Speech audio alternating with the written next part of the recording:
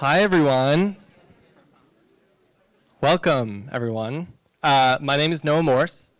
I will be moderating today's Canva pitch deck show and tell. Thank you so much to our judges for being here. Thank you to all you lovely audience members for being here. We're very happy to have you. Our filmmakers are super grateful to have you.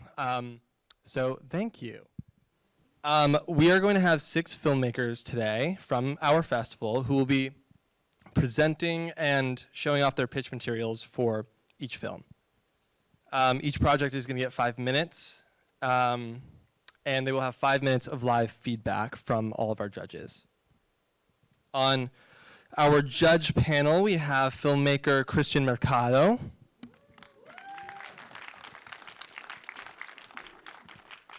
we have a creative executive at Macro, Kyle Bowles. We have a filmmaker and the head of film at Jamie Lee Curtis's Comet Pictures, Russell Goldman. Creative executive over at Kevin Hart's Heartbeat, Kayla Stamps. And of course, Canva's head of global partnerships, Kate Marsden. Would just like to thank Canva so much again today for their partnership at Proof this year for our first annual event and for this co-presented event. I would love to invite Kate to say a couple words really quickly. Thanks, Noah. Hi, everyone. As Noah said, I'm Kate Marsden. I head up global partnerships and based out of Sydney, if you can't tell from my accent. Look, it's a real thrill to partner with Proof. I think the mission of Canva is to empower the world to design. And we think everyone should have the ability to pitch and tell their stories and pitch their ideas in a visually impactful way, but not all of us, including myself, have design skills. So that's where Canva comes in. We've got a huge amount of templates, and we've certainly got pitch deck templates, which we'll be seeing a lot of today. And the whole purpose of this is to make it easy for filmmakers to pitch their ideas and their stories with speed and ease, so that that'll save you time to do what you guys are really good at, and that is tell the stories that we all want to hear. So I just want to make a special shout out to the filmmakers. I think asking for feedback at any point is, you show vulnerability. To do that in front of 75 people is something that's quite remarkable. And I think that you're also giving back by doing that. There's a lot of people here that are, I'm sure, going to take a bunch of notes for the feedback that you're getting. So I just want to thank you for showing up the way you have. And I've loved seeing your pitch decks, so I'm looking forward to seeing them on this big screen. And also thank you to my fellow jurors giving up your Saturday afternoon to also give back to the industry that you no doubt love. I'm certainly going to give feedback today, not as an industry professional, but someone from Canva. So I'll be coming at it from, a design point of view, and certainly leave the expertise from the industry up to the esteemed jurors here. So without further ado, let's kick off. Thank you, Kate. Kate has a terrific eye for design. I believe this to be true. I would like to introduce our first filmmaker. Her name is Marie Rubin, and she will be presenting a deck for Private Burials. Oh, yeah, of course. My apologies. This is also Andrea Daveline. Cool. Thank you. Thank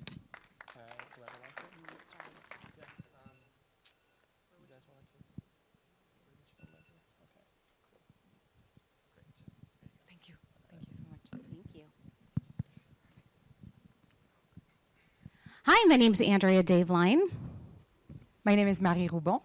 We are the writer and director for the short film Private Burials. I wrote this shortly after the birth and death of my 4th son, while I was dealing with kind of the weight and complexity that society puts on mothers, particularly.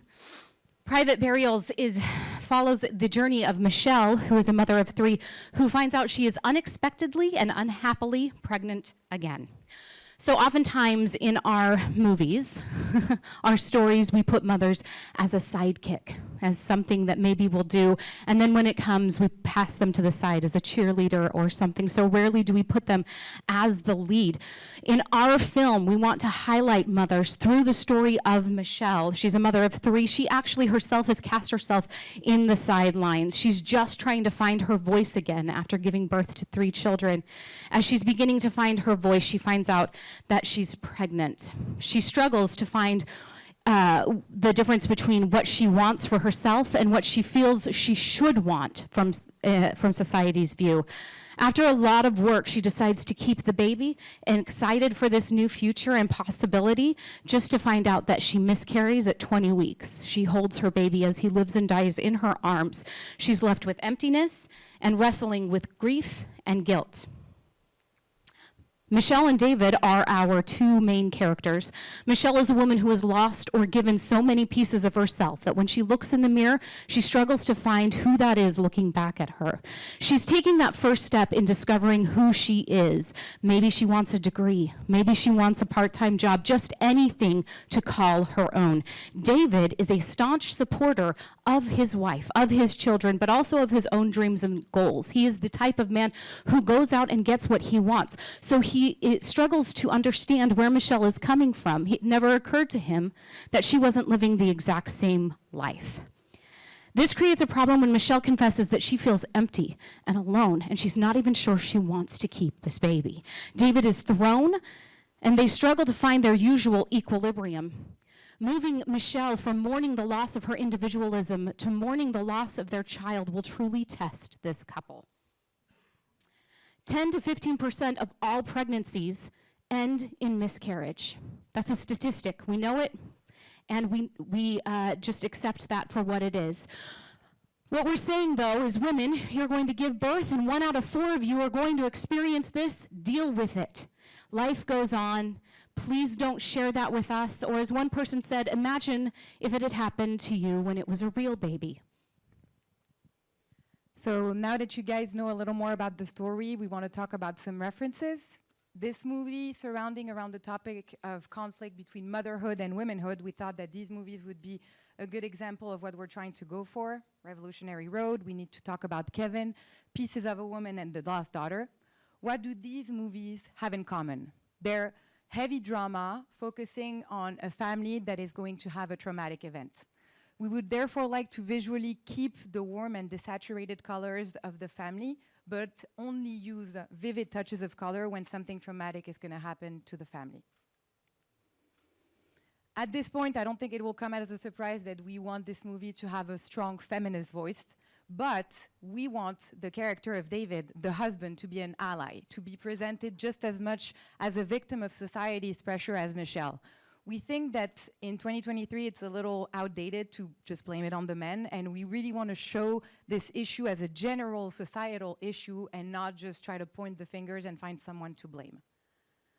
For this movie to happen, we need a budget because we know how much it costs in LA. We really want to compensate fairly the cast and the crew of this film and do everything by the book in terms of insurance and laws. And that's why we would like to have around $14,000 for this film, which would luckily allow us to make a great short film that would therefore afterwards lead to a feature film. That story on its own works as a short. It's a standalone piece, but we think that we can dig a little deeper even into the aftermath of the miscarriage and the grieving part of Michelle with a longer feature version. I'm not going to go into depth into presenting us. I got to meet Andrea about a year ago after working with her husband, and I'm very honored that she trusted me with her project. And I brought along my producing partner, Juliette, very naturally. And what struck us is that we're all at very different stages in our womanhood and our motherhood. We have different lives, different experiences, but somehow we all connected on the fact that we all felt pressure on the topic. That's why this story matters to us, and that's also why we want to have a female-oriented crew where each and every woman can feel included and valued in this experience, and that also means mother. We want mothers to be able to apply to positions in this film, even if it means that we need to have a babysitter or a breastfeeding station on set. Thank you.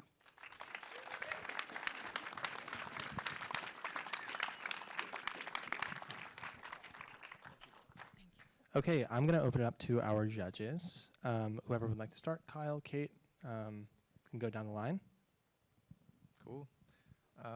Thank you so much for just that wonderful presentation and for sharing this very personal and impactful story. I definitely think the world needs more of those.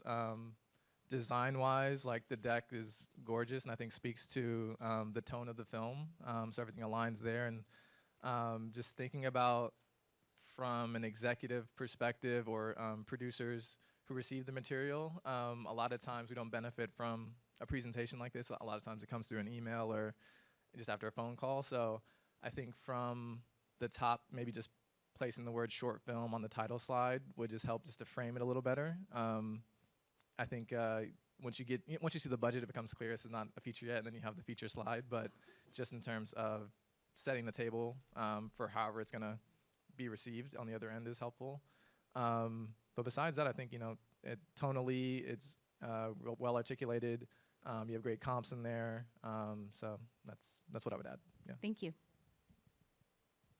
Yes, so echoing Kyle sentiment, this is a beautiful personal story that you've shared with us, so we appreciate it, and you can see just the impact throughout your slides. I would say, to Kyle's point, we do a lot of the time receive it through email, and so the visuals are so important. They're like the Beyonce of the deck, right? And so we, just making sure if possible, so like the picture, there was a slide where there was a lot of text, but a smaller picture to text ratio. So just, being mindful and keeping the pictures large and having them also help navigate the story along is great. And then just making sure, and you guys did a great job, but just continue to make sure that the pictures, again, make sure that they're tonally matching up together. So, yes. Thank you. Yeah, wow. Well, thank you so much for being so vulnerable and sharing your story. Like filmmaking is it's all about that, right? And, I think the pitch deck was really clear and very, to the point. And I think also pitching under constraints like 5 minutes makes it so difficult. So I commend you guys for being so concise and like being able to like point that out. I pitch a lot, as a filmmaker. I've done it a lot, and more recently I did it and had a movie made and have several projects. So I've gone through this process so many times. So when I give this feedback, it comes from a loving place, right? I can clearly see that the project means a lot to you. I think like from a directorial perspective, I would love to have heard from your perspective, like, why is this important? Because so many people, when they hear a pitch, it comes from the director, oftentimes, and they want to know where your personal investment is. And not to say that you didn't clarify that at all, but the directorial voice oftentimes in pitches seems to kind of lead, So that was my biggest point of feedback on the pitch. I think it was really meaningful, and I really liked it, I'll echo everything that everyone else has said. I thought that the two of you worked really well together in the 5 minutes. That it did feel balanced. I did get a sense of where it was coming from. I got a sense of the significance to you, and then I got a sense of how it'd be realized, and the resources, and how visually as a filmmaker you were going to approach it.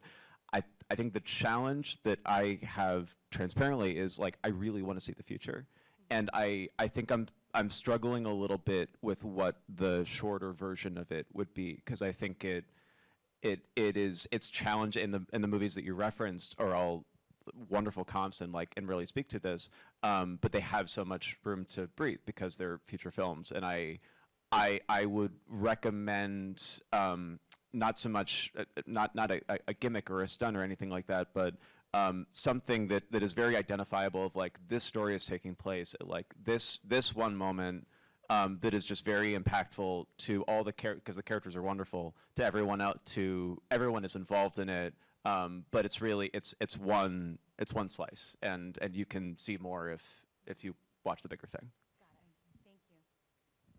Yeah, look, likewise, echoing the thanks for sharing this important story. Certainly from a design perspective, it's really, really strong. I think the palette, the colors, the tones, the images you've chosen, you know, really suit the narrative. I think the comment that Kayla made regarding making sure that all the tone is consistent can easily be done using our photo editing tools. So you can just pick, you know, certain filters and so forth that mimic that. I think the text ratio is always going to be a struggle, of course. I struggle with it in decks I have to do.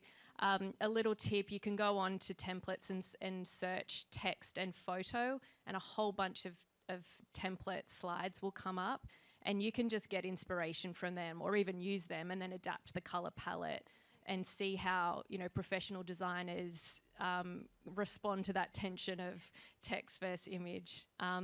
Another little tip is transitions between each slide. You can add a transition that will help when you're live presenting to complement the narrative and the mood that you're trying to convey. And there's some really nice slow transitions that might just help to bring it to life a bit more. But yeah, congratulations, it's a really solid deck. Thank you. Thank you.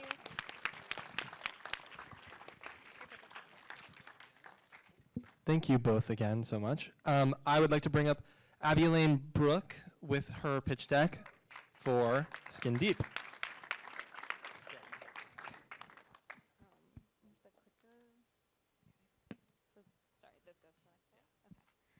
Hi, my name is Abby Elaine Brooke, and I'm going to be presenting a deck for my short that's playing tonight in the Bump in the Night block. So this deck is intended for people who have seen the short, so I'm really going to be focusing mostly on sort of transitioning it to a feature and less on what the short is about. Great, so I'm starting off with a log line. As a series of brutal murders terrorizes a sleepy coastal town, an insecure young woman grapples with first love and disturbing bodily transformations. This slide is a director's statement. It's talking about the genesis of the project. It is loosely based on Hans Christian Andersen's original version of The Little Mermaid, which is a lot more gruesome and disgusting and bloody than the version you're probably familiar with from Disney. In particular, there's a moment in the story where the Little Mermaid has been rejected. The prince has chosen like a conventional, normal human bride, and she is offered an opportunity to murder him and bathe in his blood, and she will transform back into a mermaid. She'll become her true self again, and she can return to the ocean with her sisters. In Andersen's telling, she obviously refuses. She says no. She sacrifices herself. She earns an immortal soul. It's like a morality tale. But I was like always really interested in what would happen if she took that opportunity. So the short film takes place over just one evening. Our Little Mermaid, Marnie, is an insecure young woman. She goes on a kind of a final beach walk with her crush, Leo. It's the last night of summer. They finally confess their feelings for each other, and things unfortunately do not end in a romantic way. So in the feature, we're gonna be able to tell this story over the course of a whole summer. And we're gonna really get to like lean into the romance and like the sort of teen summer romance, beach romance feel. We're also gonna get to delineate the body horror a little more slowly, like a slow trickle of information as we kind of realize what Marnie really is, seeing her skin kind of slowly peeling away to reveal the mermaid beneath. And in the feature, I introduced a sort of a bigger B plot, which is that there's been a series of murders. There's young men washing up on shore, their bodies are mutilated, and this sort of small beach town, kind of in the vibe of Amity Island from Jaws, is freaking out. They don't know if it's a serial killer or a shark attack. Because Marsh End, our fictional Massachusetts town, is a much bigger part of the feature than the short, I have a couple slides here just kind of like filling in a little bit about the location. It was inspired by the real towns of Duxbury and Marshfield, Massachusetts, which is where we shot the short, as well as I mentioned, Amity Island in Jaws. Just some more visuals for Marsh End, the vibes. The body horror is an important part of both the short and the feature. So it's a little hard to see with the lights on, but this is an image of some of the VFX, the special effects we created. We did everything practically, mostly because of budget. So we really hope to be able to really expand on what you can do in the feature. I do want to maintain that practical focus. I really love practical effects, and I think it also lends this really organic, visceral fairy tale feel to it, to like really mostly focus on practicals. These are some reference points. Obviously, Jaws is like a super important reference point. I kind of think of this as like Jaws for chicks. Julia Decournau is a filmmaker I'm obsessed with. Her body horror oeuvre is amazing, Raw in particular, and of course Jennifer's Body, the seminal classic, I think can speak to kind of the like punchy, like femme violence thing we have going on. The audience, I think this is fundamentally a genre film. It'll be scary, it'll be bloody, it'll be gross, but hopefully it will also maybe bring in people who haven't always felt super like their fears and anxieties are seen in horror. This is a very female gaze horror film. It's about the anxieties and fears that grow out of growing up in a body you're being constantly told is not enough, is not right, it's disgusting, you need to fix it with serums and creams and workouts. Okay, great, sorry, I will move faster. Again, fundamentally, very grounded coming of age story about coming to terms with your body as it really is. This is a little bit of information about just where we are, next steps. I'm currently rewriting the feature version. I have an earlier draft of it that I'm kind of overhauling. And we're going to festivals. These are the festivals we've been at so far. And this is a bit of information just about me as a filmmaker. Thank you so much for your time. I'm excited to hear your thoughts.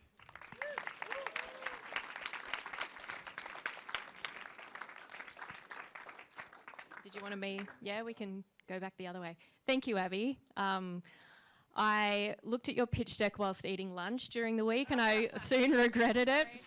But that's testament to how strong the images are that you've chosen. So, no, well done. I think the pieces of feedback I would have, I really liked the way that you started to use animations with the header and the text.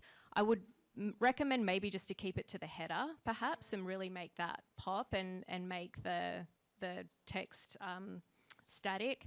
I think you could also play around the marsh end where you describe marsh end, and that picture of the boat is beautiful, and I wonder if you could find something similar in video and you could have that stuck to the back and just be moving really slowly, because I think that you're really doing a really good job in describing that location, and some movement there might help you do that a little bit more. Again, transitions might help, similar to the last feedback, but overall I thought it was a really strong deck. Just look at the text alignment on some of the pieces too, but no, thank you, congrats.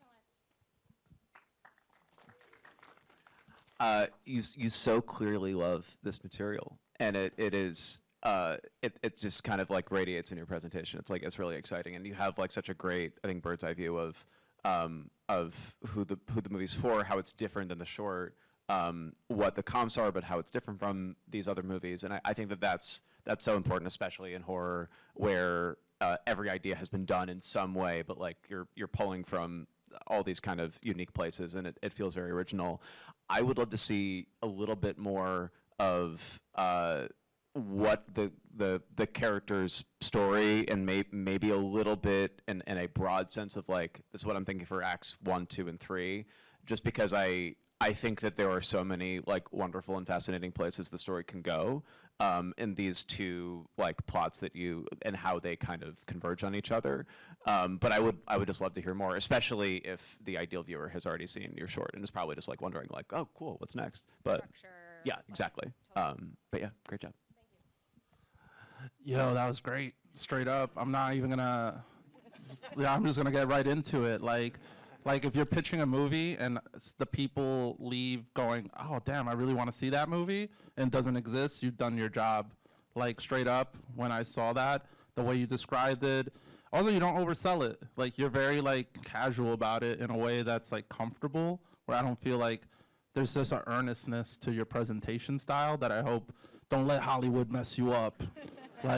like don't let them tell you to do lame presentation styles. Like you gotta keep your earnestness, because it's so clear you love the material and the way you present it and speak to it, the authenticity. That's the filmmaker, and that's what we need, and that's what get projects greenlit. I think personally, because people see material all day. Trust me, when you do that, whatever you just did, it's beautiful. Keep doing it. Thank you so much. So I had the chance to watch the short and truly enjoyed it. And when I tell you, I don't want. Well, you did give a little bit of spoiler in the deck, But I was like, you did a phenomenal job on the short.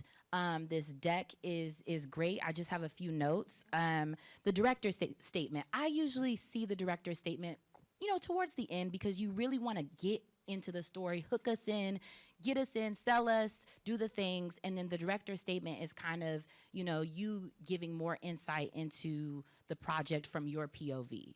And then possibly considering adding a picture of yourself. So instead of about the filmmaker having 2 different slides, you can use that as the picture of yourself. And then to what Kate said, just, being mindful of spacing, and just, the consistency with some of the text and fonts, the sizes and the styles. And then again, we want to know more about the characters, because I saw this, like I said, saw the short, loved what you did. I want to see that on the deck more. So, but great job. Yeah, just echoing all that praise. Also had a chance to see the short and want to commend you for just achieving a lot on a small budget, especially with the practical effects and the makeup and everything. You just literally felt like you were crawling out of your skin as an audience member. The presentation, like Chris said, is great. The deck is, I think, really well designed and logically organized, really easy to follow. My one recommendation, I think, from like an executive standpoint, from a producer standpoint, first I want to say I love the audience slide that you're thinking about, like your market for this film. I would just challenge you on adding some more recent comps. I think the comps you have are obviously great. Jaws, Jennifer's Bodies are classics. I think there's so many great recent comps in the genre that you can point to say this is still like so important now, and there's an immediate audience for this story now, just to add more urgency. But besides that, you killed it. So, good job. Thank you guys so much. Thank you, Abby. Let's please welcome Kimberly Michelle Vaughn with her film, 2 Weddings and a Fool.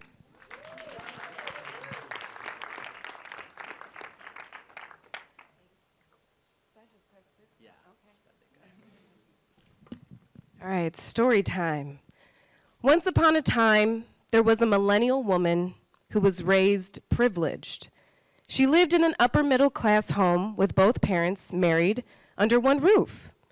She had her own bedroom and bathroom, and college wasn't an option. It was a guarantee. As she progressed in life with a degree, her credit score regressed due to student loans, credit cards, and, of course, her attorney fees for her divorce from her broke-ass ex-husband, who she occasionally dry humps in her orange Prius. Today, she lives back home in the hopes and with the support from her parents to save money. But delivering packages from an Amazon-like company doesn't quite cut it, thus makes her a fool. 2 Weddings and a Fool, a modern tale about unrequited love and social class. Written by me, y'all. All right. This feature is inspired by these films. Nope. Hey, these cult classic humorous films explore the complexities of how when love versus socioeconomic class forces the protagonists to change themselves in order to be loved, thus inadvertently allowing socioeconomic class to dictate how they choose a partner. The about. What does it mean to grow up privileged and to be financially successful? When we think about millennials, we think about the generation of financial struggle. No 401k, pension, massive student loan debt, renters rather than homeowners. There's an expectation for us in our 30s to have our life in order, and this current economic climate has become more of a hurdle to break the barrier into the upper class. See, when we lack financial stability, we resist conventionalism. Is love and or marriage the way in? Synopsis.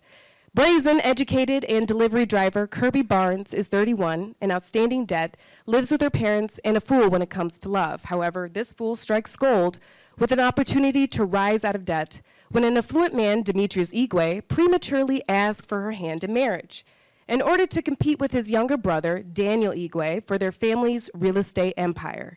When Daniel senses his brother's engagement is a ploy, he takes it upon himself to get close to Kirby, but instead they fall madly in love. Despite his engagement with none other than Chelsea Johnson, a renowned supermodel, in the end, Kirby and Daniel must make a choice between marrying for love or for power. The world. Now, the world is set in present day, and it is a modern yet farcical utopia where it is predominantly black and indigenous, thus having a capability of only focusing on sex, gender, and class rather than race. And this is Kirby's workplace, the world. I took these out, but yes, the theme, family and tradition. Like many cultures, family is a foundation for growth and respecting and honoring your ancestors and parents. Dreams, every character has a dream, and they want to be out of their current situation and always have more. Heaven, hell, purgatory, and hell, heaven, purgatory, and hell, excuse me, are made when reflecting on the three different economic classes in the world, as heaven would be upper class, purgatory would be middle class, and of course hell is pretty low. The garden represents spaces for great potential, as we see in like old films, especially that are in modern times, of the courtyard, of having healing and learning, create romantic bonds, and even send characters into magical realms. The tone of this film is a gumbo. A dry wit, moments of softness and sincerity with a kick of PG-13 profanity. The intention is to mix modernism and farcical tropes, which reflect the two worlds combining rather than clashing because these elements belong together. Characters. We have Kirby Barnes. She is sarcastic. She is blue-collar princess. Think of her as Bridget Jones. We have Chelsea Johnson. I would consider her as Cher. She's trying to do good in the world, but she's rich, and sometimes, doesn't really get it. All right, Demetrius Igwe. He is a playboy, y'all. He is your dad's favorite son. He is definitely the British guy that's in every rom-com. I'm forgetting his name right now. Daniel Cleaver from Bridget Jones' Diary. And then Daniel Igwe is Mark Darcy. He is definitely dry wit, type A personality, and a mama's boy. And Hakeem Rodriguez is an F-boy and an ex-husband. He's a moocher, latches onto any opportunity that will give him what he wants.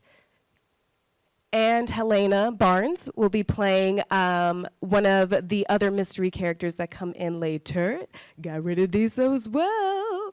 And we move on. Now the team. We have Patrick Wimp, that is the director. Have myself as a writer, producer, and actress. Gotta get work. Judy Pappas is the producer. We also have Candace Majors, director of photography. And then the budget. The budget, this is $500,000. I think we're gonna need $1 million. Moving on. Thank you so much.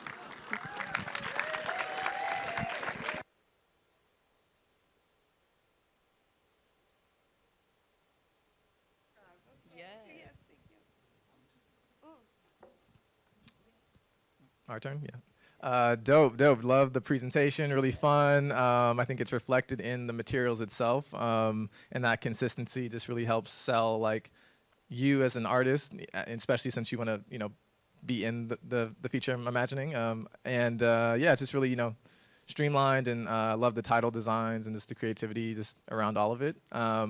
My one note, I think, just to clarify again, like short versus feature, just from the top.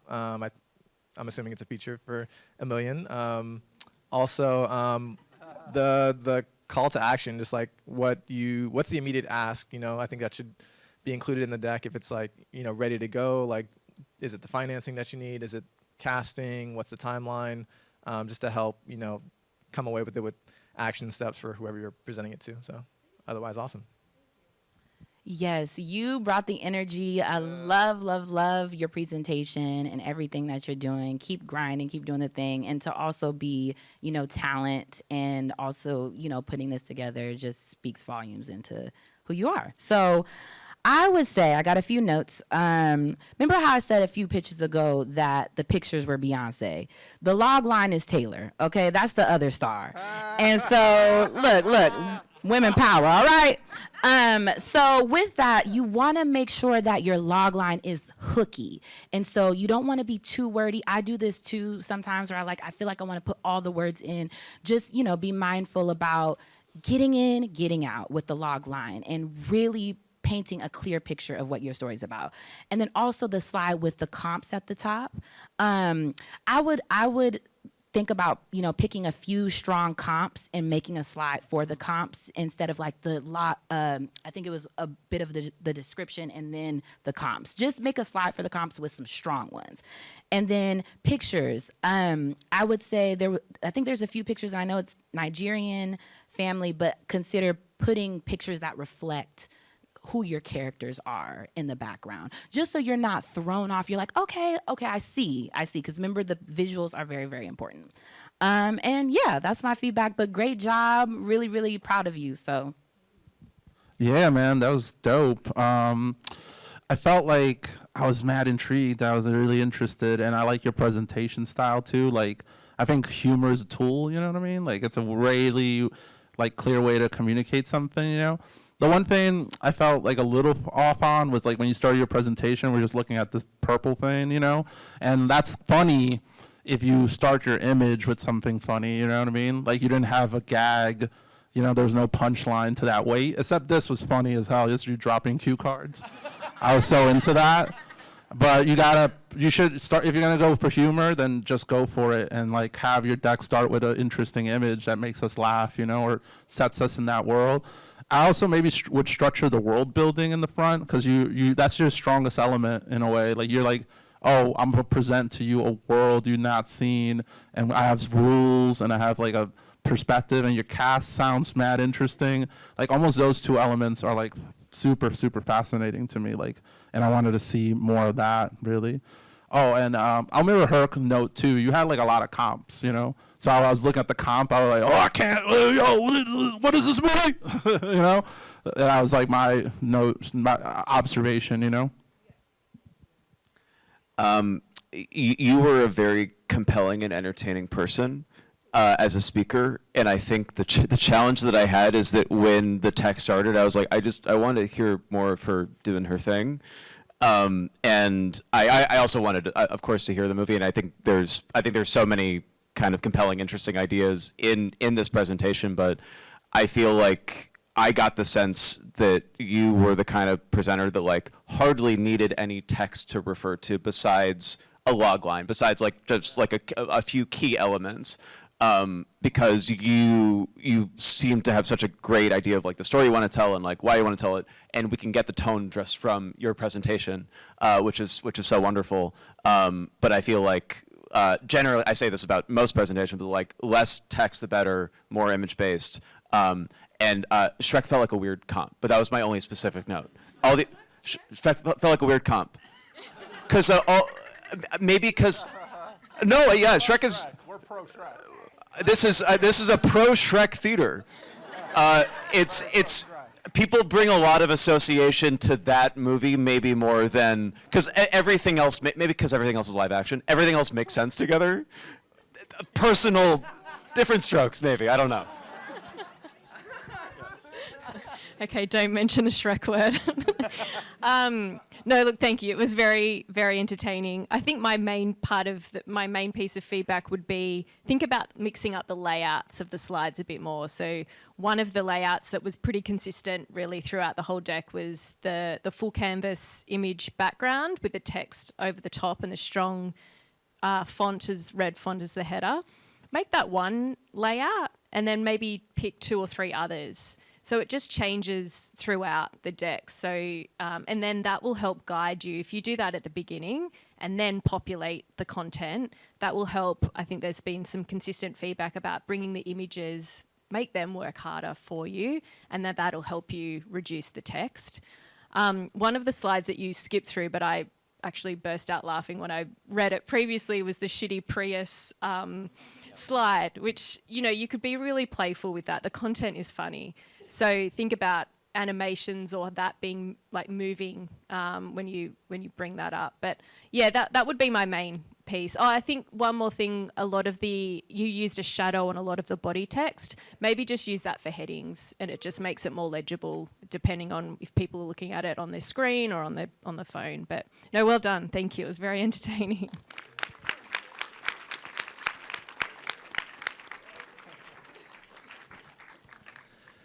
Let's please welcome up Omar Lopez for for a distant episode.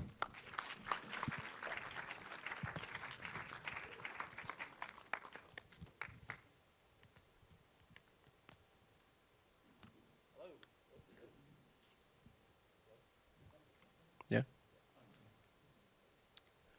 A Distant Episode, based on the short story by Paul Bowles. A Western linguistics professor travels deep into Morocco, wades out of his depth, and ends up swallowed by catastrophe.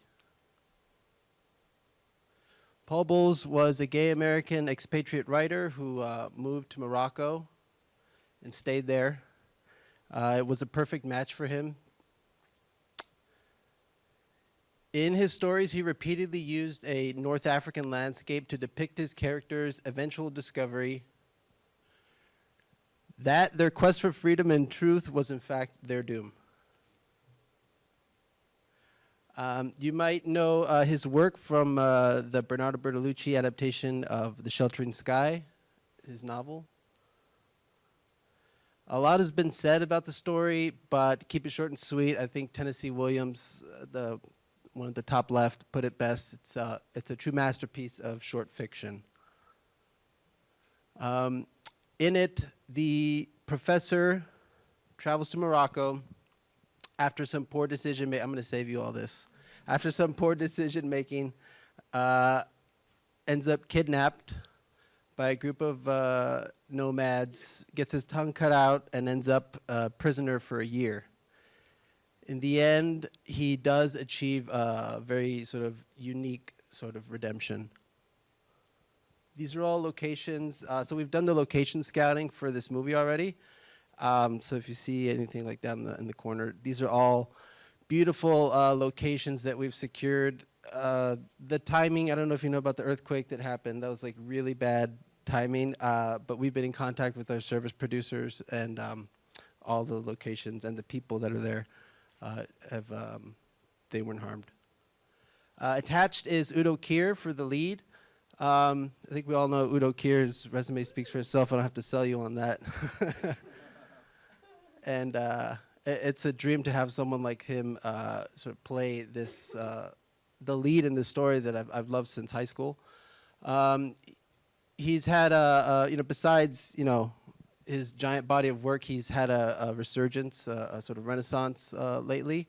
We've got Swan Song, of course, Bacurau, and Painted Bird, all very recent work. Behind the camera, we have really great talent. Ben Ziriab is from San Diego. I'm from San Diego. We met in this very funny small world of analog filmmaking. His most recent credits include Prizefighter, Grand Duke of Corsica, and The Seed. And our first AC is a legend in the camera industry, Scott Smith, Smitty. And he's basically on every IMAX movie that you watch. Production-wise, yeah, we've done a lot of the legwork for this already. We've got all the locations. We've got a service producer. We've got the lead. We've got 2 minutes. We've got 2 minutes left. Our production budget is at $400K. I've got people trying to cut the fat off that, but that's about where we're aiming.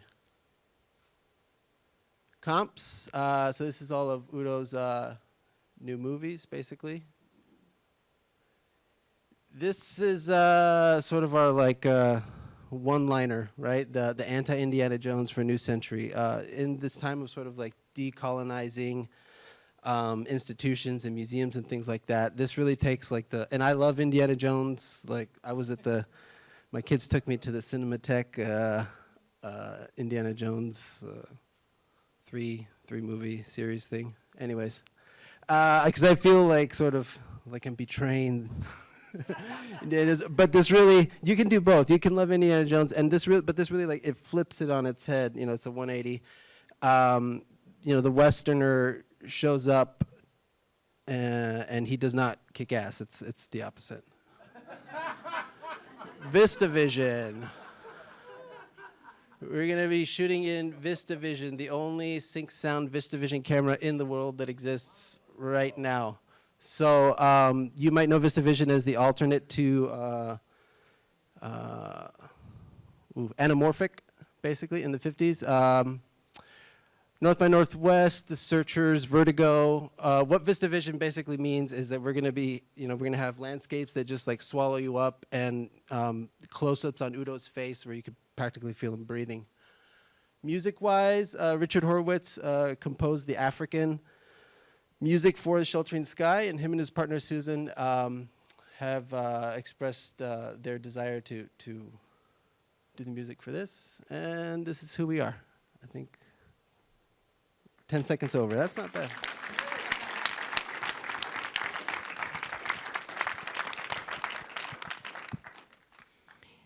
Thank you, Omar. I'll kick off. Thank you. I think a few things that I would use or apply to kind of push this deck a little further. Morocco, when you think of that as a landscape, it's just such strong color palette, the ochres, the oranges, the hues, and you certainly really were pulling that through at the first part of your deck. And then towards the end, it was more of a plain black background and white text. So I think you could really search for some color palettes, some template options, apply that throughout the whole deck. You can just do it with one click in Canva, and then go back and repopulate some of the content, and that'll just really help to lift and center this really interesting story in the really powerful location visually that you've chosen. I would consider just reducing some of the text on some slides and mixing up the imagery and text ratio. It's pretty consistent feedback across every pitch deck, so it's always that challenge. And then there's some really great stock videos in the Canva library that might help to complement some of the ones. So even the beautiful desert shot that you had towards the end, or the middle part of the deck, sorry, you could find, a stock image. I did my search for it when I was looking through your deck, and I found some really nice, subtle moving stock videos of the Moroccan desert that you could just pop in to replace and just give some movement to the deck. But no, otherwise, really good. Thank you. I enjoyed it. Thanks, Omar. I think the focus of my feedback would be organization, and I think that something that you have that is a wonderful asset is you're so far along in the process. You're months away from shooting, according to that page, and you have more time, I think, in even a 5-minute presentation to focus on pieces that I would have loved to hear a little bit more about. Of you mentioned this is a really important story to you. Would have loved to hear when you first heard about, when you first discovered it, what that felt like, how it stayed with you, how this idea kind of came about. Would love to hear a little bit more of of the story itself. I understand that it's such a visually driven project, it sounds like, but I think just because you can almost reduce the amount of time that you point to these wonderful proven assets you have, where you can start with this is the story that I care so much about this. It's an important story, as you really well articulate. And by the way, we have Udo Kier. By the way, we have VistaVision. We have the AC of Scorsese and Nolan. We have all these wonderful things.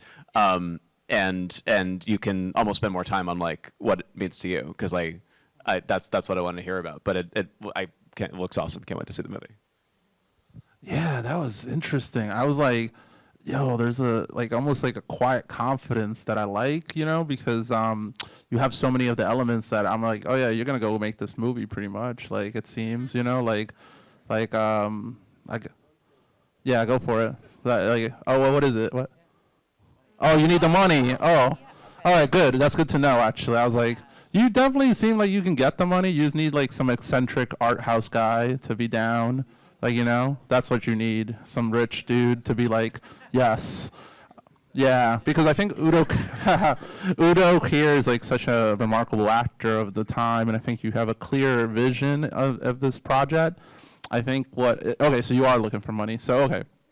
Then make your deck look more it's intentionally kind of like choppy and like look into brutalist design, look into Dadaism, because I think those are like extensions of what you're making, it seems, you know? I don't have a clear perspective on like what the story is per se, or like what you're making, or even who you are as a filmmaker. I just saw that and I was like, this dude is confident, like, you know, and he has the elements, you know, but I didn't get like a sense of what I'm, like, if I was gonna pay for this, I would probably maybe have paid for it, or like somewhere like in the middle of a drink and a weird party and be like, oh yeah, $500,000, I got that. Like if I was a weird millionaire dude, you know.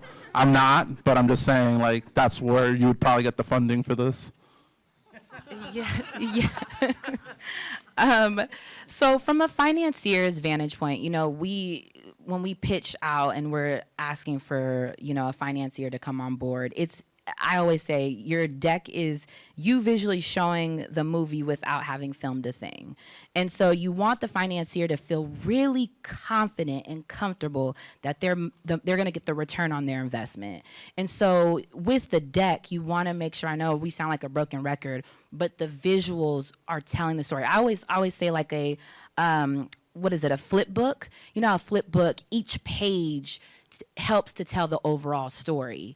And so for this, your deck, each page is so critical in telling your overall story, especially to someone who you're asking money for. So just being mindful of that, but I'm excited for you. And there, you know, you got a lot already, you have a solid team. And so, yeah, keep moving. Great job. This is an epic tale, and I think it's apparent in the location and just the story itself.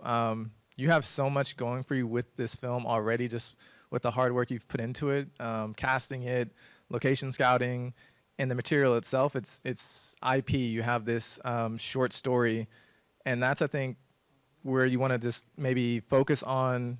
I think the part that you skipped over because it's a lot of text is the story itself, to Russell's point, and also like why you as a filmmaker want to tell this story. That's, I think, the core of any project, is why you want to bring this to life, and all the bells and whistles and things are great, and it's going to make it a beautiful film, but just in terms of the urgency, like why does this need to be adapted now?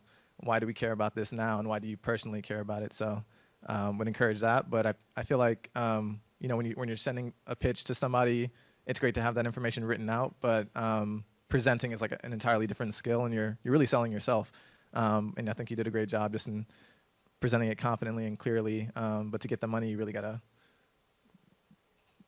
nail it, yeah. But you did, great job, yeah.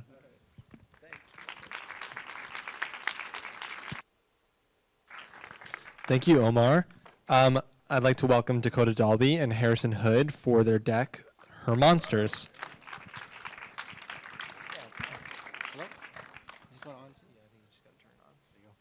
Yo. Everybody can, okay, here we go. Cool. Harrison's the techie guy, so he's gonna do that one. Yeah, that's why I'm here. I'm the techie. Okay, sweet. Hey, everybody. My name's Harrison. And I'm Dakota. And we co-wrote, co-produced Her Monsters. Yeah, this is one of our babies. So, first of all, Her Monsters is the first project that Harrison and I wrote together. We've been working together for like 7, 8. Yeah, almost 10 years. Almost 10 years now.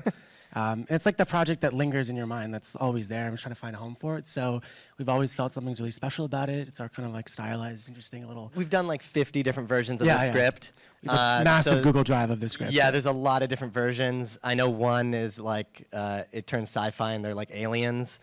This is not that version. Yeah. But that version is cool too, so. Yeah, you could see that one too. But this current version follows Tori and her brother Calvin, who must flee their small town after Calvin commits a justifiable homicide, and they're chased down by the grieving father, who also happens to be the town's sole sheriff. So in Her Monsters, it's set in like a really small town. I grew up in a really tiny freaking town. Like, it's all old people and it's super boring. So maybe that's not important to this. But the small town aspect is important, because I think if you put a magnifying glass on any small town, you're always like, you know what everyone's doing. You know who they're dating. You know what problems people have. You know, like, oh, that house, like, those kids in that house are like this. Like, you just know everything. So I think that's one thing about this film that's really interesting is that it's a small town, everybody knows each other. And our protagonist, Tori, she's a very talented artist, young artist, and she wants to pursue her passion in art and get out of her small town. But the thing kind of like holding her back, or the thing kind of destroying her life, one of her monsters, is that she has like a brain disorder that is causing hallucinations. Also, Tori's brother, Calvin. So in the film, the very beginning of the film, he gets out of jail. Calvin's like kind of like the lovable fuck up in a way. He's always in and out of jail. He's an on and off addict. Gets out of jail, comes home to their small town, really with the intention of reconnecting with Tori in a meaningful way for the first time.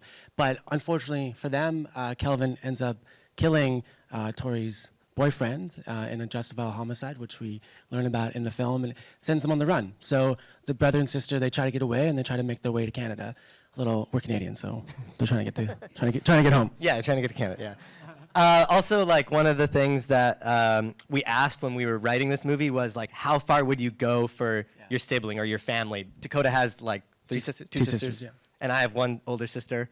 So it's like, how far would you go if like somebody did something wrong to one of your sisters? Yeah, like the genesis for that was just that thought. It's just like got in my mind was if someone did something what you learn about in the film, if they did something, what happens in the story to one of my sisters, what would I do as a brother? Like, how far would you go? How far would you go to protect your siblings? So, and the immediate answer was, we would kill that person. Yeah, we would kill them. We would murder them. So that inspired this. So yeah, Her Monsters, it's truly a story about family, you know, brother and sister relationship. It's also about revenge. The sheriff is taking revenge for the loss of his son. And then it's also our perception of reality. She's experiencing hallucinations that get more and more intense throughout the film. And can we trust our protagonist in the story? Yeah.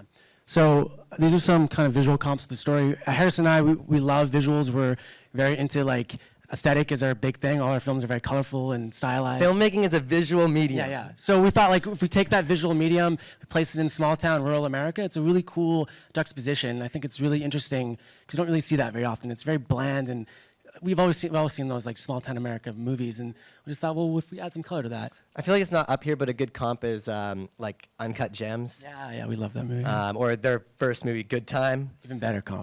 Like just like that sodium vapor, like those color waves. Like I think it's really cool, and it's kind of gritty and real. We have to speed up. Okay. okay. Okay, We're on our last one. As the movie culminates, our sheriff is closing in. Tori is forced to protect her brother. And it really ends in a way where we're questioning the sense of reality, like we mentioned, wondering if the last 90 minutes, the 120 minutes we've just watched is real, or is it all just a figment of Tori's imagination? But it's not a film student cop-out, woke up, it was all a dream. It's not one of those. You won't wake up and it's all a dream. Yeah, no. We're left with a lot of cool questions at the end of this movie. And then just quickly about ourselves. So I mentioned we've been writing and making films for the last 7, 8 years. We are both from Canada. We're both from Vancouver. Worked as actors originally. And we still work as actors, not right now. The strike. But we met at an award show. I was up for an award. Harrison was on the adjudication committee. And I went up to Dakota like, I voted for you, so if you win, it's because of me. Yeah, so I've been owing him ever since. In that voice. We're making movies ever since. Yeah. And then here's our small production company. Yeah, and those are some we're trying to build up. You can't click them now because it's a big screen, but you can click those links and that will bring us to our other films. Yeah. I think our other films are good comps for what we want the style to look like as well. Yeah, it kind of speaks to like the colorful neo-noir aesthetic that we love. And it's not in this deck, but casting, we don't have any cast attached yet, but depending on the cast, I feel like this movie, because it's a small town, could be made for like $200,000 with tax credits in Canada, or it could also be like $20 million if you get, I don't know, Elle Fanning. Yeah. So, just depends. Yeah, thank you.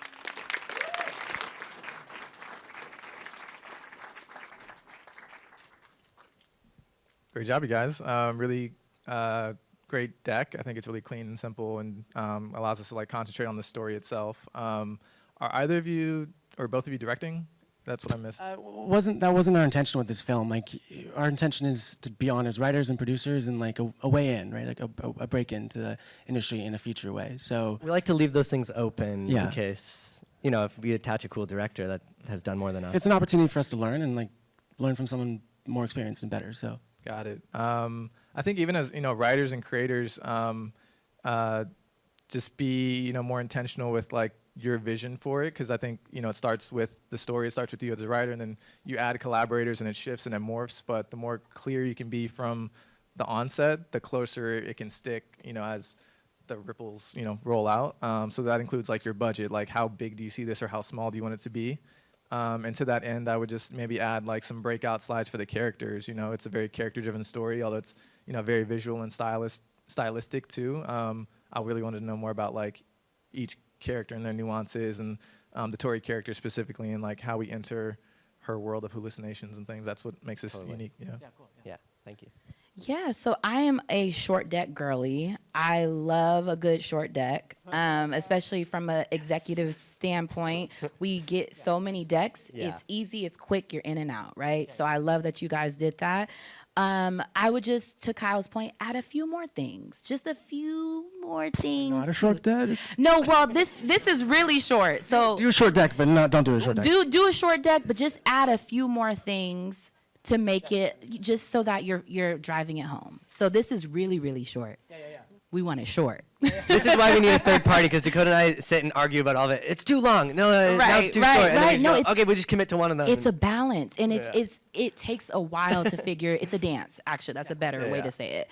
But you guys did a phenomenal job. I also want to see some unscripted of you guys, because your personalities are very quirky. We've lived together. We do everything together. So it's like, well, that's the next festival. Yeah, we have 100 unscripted. other projects. Okay.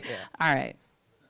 Yeah, I'm gonna echo that too. Like, I think like something about the duality of you guys, like your back and forth, your banter, like it's just good. Like, you guys, I'm surprised you guys aren't the directors somehow. You know what I mean? Like, something about it. I mean, like, we can be. Yeah, maybe you should. Yeah, something about it. Yeah, like it's funny because before you said Safdie brothers, I thought that in a way. Like, I was like, oh, these guys are like there's a duo energy, and like, I think that's a really good comp too, for like what it's really clear for people when you talk about that, and cool.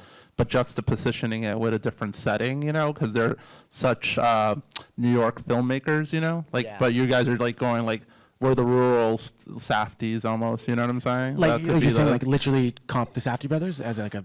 It could be exhausting because I'm sure there's a lot of people who hear that or like it gets overpitched, but like, I think if it's earnest, people. It's clear, As far as the deck and the concept and all that, I felt it was pretty clear. But I think what Kyle's saying too, like about like the directness of directorial vision helping guides that stuff. I think I said that to someone earlier too. Like, sometimes you need that vein, the kind of the person, like, oh, like that's the person, or like how does the entryway to it. But great job. Thank you. You guys should just direct it. Like, you made Cafe Racer, right? Yeah, Harrison I directed Cafe. Yeah, we dude, basically made that. That movie has, for sure, that movie has an incredible amount of scale to it. It looks like, it seemed like you were ready for the bigger thing. And Thank you. And so much of your presentation is visually driven. It's visual ideas and comps, and like, I understand it's always exciting, the idea of bringing in someone more established, but like, they're not gonna love it the way that you guys love it. True. And they're not gonna like know it, and like so much of it is your story and how this project like has lived with both of you for 7-8 years, you mentioned, and I think that, I mean, I would love it just in an organization way. I would love like almost some of the details you brought at the end to come at the beginning of like, we know each other 7-8 years, here's where we're from, this is the kind of thing we like, just a little bit more concrete, but like, don't let it interrupt the flow of like your chemistry with each other, because it is wonderful in it. And I think that this whole afternoon has showed like how important it is to just like, you're having a relationship with the person that you're presenting to, and not the material behind you or next to you. That is like supplementing how you can be the most engaging person possible. So I think you guys did really well. Can I just add something based on that? So wait, you direct? You directed it? Well, we have 2 films. Then just say it. 2 films at this Don't festival. don't hesitate. Don't hesitate. But they're not based on this. Oh, well, I'm just saying, like, for this pitch, like, lead that way, you know? I mean, I don't know. I think, yeah, because, like, the minute you... Okay, well, go home and update the deck. It's because we're Canadians, okay? I'm just... This is a Canadian problem. This is just a life, tip. Like, just go in confidently, because I think... For directors, if you're like, oh, maybe I'm a director, nobody likes that, Like, nobody's gonna like fund it, Like, you gotta be firm about it. Big facts. We're just proud that we didn't say sorry, so it's great. Yeah. Yeah, back yourselves, absolutely. No, look, a beautiful, beautiful deck, and I only wish the house lights weren't so Yeah, vivid a because lot of the images are dark. Yeah, that when I was looking through it, the colors were beautiful, and I think that you showed a lot of restraint in the design, but the outcome is a very aesthetically amazing looking deck. You talk a lot about the small town, and I thought that was really interesting, and I would have loved a visual there of a small town. I think we had 4 characters up at that point, so I think the way you're pitching have a really strong visual to match the narrative. I think really all I could suggest in addition would be have a play but still show some restraint with interesting transitions across each of the slides, because I think that'll help to push it a little further. But no, I really enjoyed looking through this one, so thank you. Yeah. Thank you. Cool. Thank you, everybody. Thanks, everybody.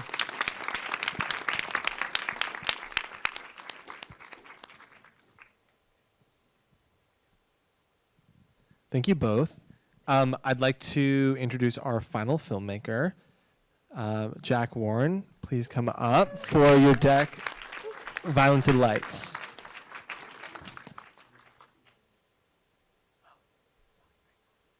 Hi, everybody. My name is Jack. Even better. Hi, everyone. My name is Jack. I wrote and directed, or I wrote and would love to direct, Violent Delights. This is an older draft, so I'm going to have to speed through some of it, so get ready.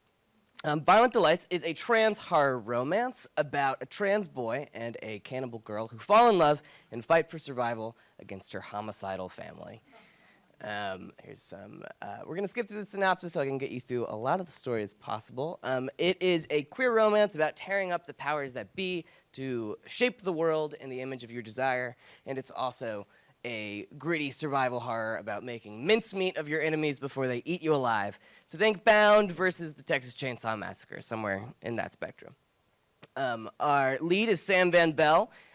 He's just been sent home from college in the early days of the pandemic, back to his home in a very conservative town in upstate New York. Sam is early in his transition. He's on hormone replacement therapy. He can't really afford top surgery. He doesn't really imagine a world in which he could, and he doesn't really trust doctors anyway. He's very much a sort of by his own bootstraps kind of guy. And then he meets Charlie DeWitt. Charlie DeWitt is the youngest in a family of cannibals. She is not the killing type at this point. Her job is really to sort of collect information about people and help sew up her brothers when they get massive wounds. And she's going to teach Sam that it's important for him to reach out and lean on other people. He's going to teach her that she can escape this horrible, horrible cannibal world that she has grown up in. I'm going to skip the prologue, but there's a big opening kill. It's very scary. So we start off with Sam and Charlie meeting each other in the woods. Her foot is caught in a bear trap. He helps free herself. They walk back to his cabin and they sew up her wound. It's a very cute, gory meet cute. After that, Sam becomes obsessed with finding her again. We all remember early pandemic isolation. This is like the only track of humanity in his life. And so she follows him, or he follows her, rather, to her family's farm deep in the woods. There he finds the bear trap as well as some other scary equipment. And he's kind of sussed out by it. So he follows Charlie and her family, all of the DeWitts, into the woods. They're around a campfire talking to some campers. There's Tom DeWitt, who's sort of like a 50s patriarch, his wife River, who's kind of a deranged hippie, and their sons Ed and RJ, who are like mangy cannibals. So they're having a conversation with these poor campers, and then, oh crap, it turns into absolute bloodshed. They start killing the hell out of them. Sam is hidden at this point, and before he knows what he's doing, he takes an arrow from his bow and arrow. He's a bow hunter.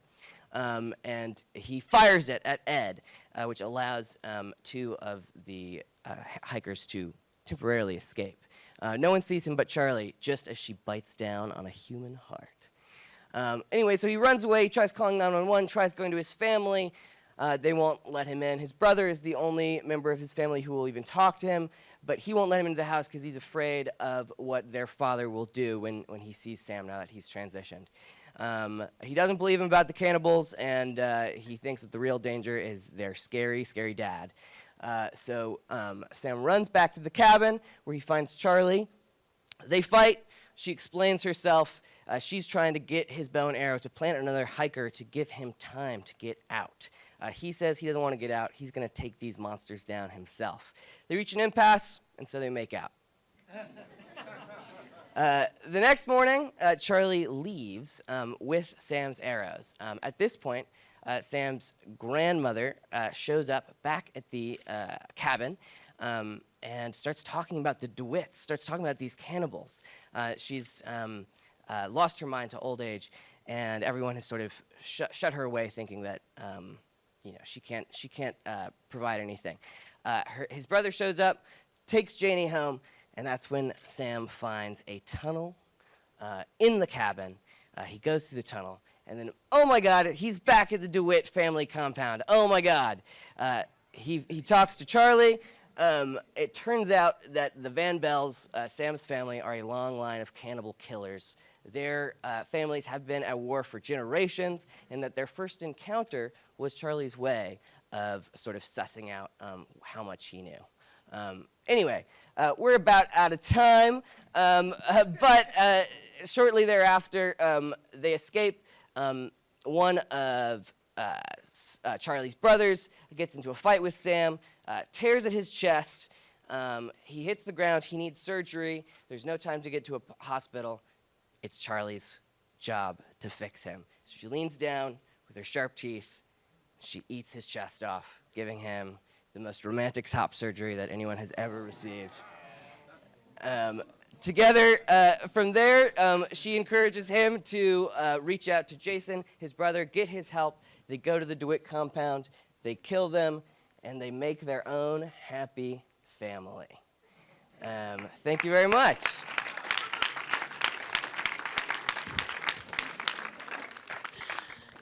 Thank you, Jack. Somehow you've managed to find a font in the Canva library that screams cannibalism, so well done. Thank you. I thought that was a really good choice of font. You could even you could push it a bit further. There's some really cool font effects that you could use to play with those headings a bit more to kind of make those pop. I thought the slide with the campfire and also the one with the tunnel, that would really lend itself to a video similar to some other feedback I've given. So you could even just kind of help bring those slides and moments to life a little bit more by having them move. I think overall, a way to push this a little bit further would be, there's a lot of kind of slabs of text and an image that takes up, say, half of the screen. So try to mix up the formats a little bit just to kind of break up text and the way it's presented. But aesthetically, I thought it was strong. So thank you. Thanks, Jack. Hi, Jack.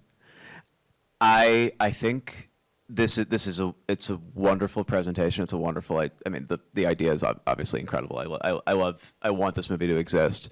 I think the only challenge is this isn't a 5-minute presentation necessarily, but there is a version of a 5-minute presentation where you can get through the whole story and without really compromising much of the details. And I think it's a benefit of the kind of story you're telling of like, it's really two people. It has a lot of genre elements. You can go through it, and it gets to keep being exciting because of what you reveal over the story. But I think you can pare down just some of the details or information that you're sharing. But other than that, I think it's a great example of like pitches can be so many different kinds of things. Like you can do like the "Here's Who I Am" pitch. You can do the like I'm going to take you through the whole story pitch because like I understand what you, even if I didn't know you, I understand you through this movie and like your tastes and like what you're interested in. So like it's awesome. Thank you. Yeah, incredible premise. I think it's there's something smart about it. I feel like somebody give give you A24's number. You know? Like it has an A24 vibe, and it's kind of clear, and I love that about this. Strong premise. It's really clear. I feel like I want to see more of this too, like in the world, you know? Like it's such a interesting in like a trans horror film, essentially. Like, Yeah, baby. it's cool. Like, I've not seen it, so like, or I'm sure there's like allegories or films that could play as allegories too. But it's such a tightly knit story in terms of like all the connections, you know, and like the characters. I like that you started with the characters. Now, as far as feedback, I'll say skipping slides on a deck very early on like that, kind of like, it makes it feel like, oh, there's not a confidence in what you're showing, you know? So that kind of like throws you off a little bit. So I think like maybe before presenting it, just lose the slides, you know? Like, don't show them at all. Don't waste time with that, you know? Because like people kind of do judge that actually low key. And then, and then let's see, what else? Oh, and the other one, it's more like a creative thought, but like, and it's more maybe to your benefit perhaps, but you know, it's open to interpretation. Does it have to be a pandemic film? Like, can you create isolation not saying the pandemic? It's just my experience that when you pitch stuff that has pandemic energy, people instantly are allergic. They're like, we don't want to revisit that era. We're not going to fund a movie about the pandemic. It's like clearly going to like, it's going to impede you in getting funding. So can you find an allegory for, you know, isolation that's not the pandemic? Because people think it's a bummer. That's a great note. Yeah, so echoing everyone's sentiment, this feels fresh, nuanced. I want to see it, especially like, you know, it's spooky season, so this would be a good thing to just jump in and dive in. I love the feud, the family beef that we find out at the end, the generational family beef. I would just say, again, everyone kind of said it, just trimming the fat. I would, you know, go into the top line info of the outline, characters, the world, give some comps, and then just keep things moving forward so that we're hooked in. We continue to be hooked in. I know I said this multiple times, but this is fun. This is fun and fresh, so keep moving at it. Thank you so much. Is there a script written, a feature script? Yeah, baby. That's great. I mean, I think with that, usually when filmmakers or producers send out the material, when they send out a deck, you can always follow up with the script. So I think the fact that you have that already, you don't have to spend so much time on the story itself. Right. Lean into what makes this unique. I think, like going back to Kayla's comment earlier, there's such a strong hook just naturally in this that we want to hear, you know, more about like, why do you want to make this? Why does this, you know, deserve to be made now? And it has all that in it. So I would just say lean more into, you know, more of the call to action, more of the, you know, what does this need to be made? Because the project thing can sell itself, like when you read it. Thank you. Thanks so much, guys.